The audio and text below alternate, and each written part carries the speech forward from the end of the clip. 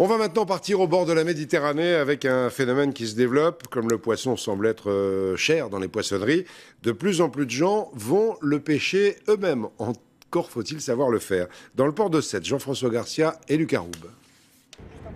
Au bout du fil de crin qui se tend et plie la canne à lancer, un poisson. Ils viennent ici régulièrement, soit très tôt le matin, soit en fin de journée. Des pêcheurs, des retraités en majorité pour taquiner la dorade. Et au prix où elles sont vendues sur les étals actuellement, c'est à la fois un plaisir et une économie substantielle. Au marché, elles sont à 35 € le kilo. C'est trop? Ah, c'est trop. Qui c'est qui peut se payer du poisson à ce prix-là? C'est devenu plus cher que la viande maintenant, le poisson. C'est sûr que quand on en fait quelques kilos là, on est bien content. Ça fait quand même quelques économies, puis ça permet de faire un peu plaisir. Des prix qui ont bondi de 20 à 30% ces dernières semaines. Car à Sète, par exemple, entre autres raisons de ces hausses, presque tous les chalutiers doivent rester à quai 35 jours par an. L'Europe l'exige pour reconstituer des stocks.